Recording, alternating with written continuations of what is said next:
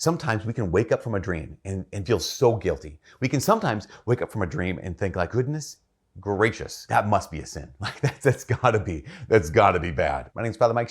Nope, that's not how we'd start. Hi, my name is Father Mike Schmitz, and this is Essential Presents. Now, we can acknowledge this. We can acknowledge that there are some things that pop in our minds, whether we're awake or asleep, that are unbidden, that, can be pretty dark. Intrusive thoughts, right? Intrusive thoughts can be pretty dark. And sometimes those intrusive thoughts happen when we're sleeping. Now, a thing to know about intrusive thoughts is unless I cooperate with them, or unless I indulge them, essentially, they're not going to be sins. Why? Because here's what we know about sin. What we know about sin is, I keep giving this definition and I apologize, but I don't apologize because I really like this definition. Sin is not a mistake. Sin is not an accident. Sin is not just something like, dark that comes through our minds. Sin is when we say, God, I know what you want.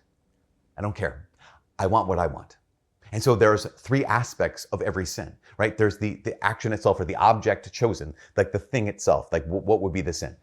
Secondly is our knowledge, like I know this is a sin. And thirdly, our consent of the will, like I'm freely going to choose to do this anyways. And so when it comes to sins, they're not mistakes, right? They're not accidents. Sins have to be a thing like, okay, no, this is bad, right? I know it's bad, and I freely choose to do it anyway. I don't know about you, but I've never experienced a dream in which I was free. In fact, that's kind of the nature of dreams. You say like there are subconscious, or they are our unconscious thought. They're our minds, but not our minds in a free place, right? We can't freely choose in our dreams. And also, in some ways, we can't fully know. I mean, I know this because if it was true that we could do this, I would fly in every one of my dreams. Time to go to sleep and go fly around the world. But we can't because we're not free in our dreams. And if I'm not free in my dreams, then I'm not free to actually choose a thing, which means I'm not capable of sinning. So here's the thing. We are not capable of sinning in our dreams. Now, at the same time, you might be disturbed by your dream. You might think, how could that thought come into my brain? And then we get to stop and ask the question, okay, what was I doing before I went to sleep? During my waking hours, when I was conscious, when I had free will, what was I exposing my brain to? What was I exposing my mind to?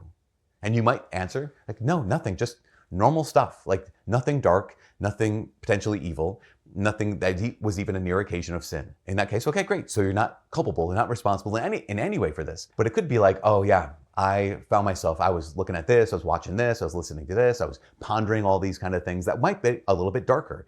In which case, like that would make sense. Now, the dream itself wouldn't be the sin, but the dream might reveal that, okay, during my waking hours, I'm not always making the best choices. During the waking hours, I'm not always taking into my heart and into my mind things that are uplifting. And yet, that's our call, right? That's the time when we're awake that we actually can use our intellect. That's when we actually can use our will, and we can say, okay, God, what do I want to form my mind with? What do I want to fill my heart with? One of our priests, Father Ben, his mom would always say, garbage in, garbage out. And that one of those things says, yeah, that makes sense. Like, if I take garbage in, I think she meant it physically. I think she was a gym teacher. That's true physically. It's also true mentally. It's also true spiritually. If I expose myself to garbage, then it makes sense that like what I find inside my heart is garbage. But if I expose myself to the true, the good, the beautiful, whatever is excellent, whatever is lovely, whatever is pure, like all good things we're surrounded by, then in my dreams, what I'm going to find is those things. Now, at the same time, we're broken, right? And so, yes, intrusive thoughts are going to happen whether we're awake or we're asleep. But unless we consent to them and indulge them, they're not a sin. So be at peace. You say, but it's so dark. Well, then just call upon the Lord. In fact, I remember hearing this really good piece of advice. Before you go to sleep, simply pray, God, be with me as I sleep. That's one of the prayers that I was taught as a kid. Now when I lay me down to sleep, I pray the Lord my soul to keep, right? But also there's the Our Father. There's also this prayer called the St. Michael, the Archangel prayer, which can be just an incredible opportunity to say, okay, actually, St. Michael, through your intercession, may God rebuke the evil one, and may I be protected all through the night. Regardless, dreams are not sins. For all of us here at Essential Presents, my name is Father Mike. God bless.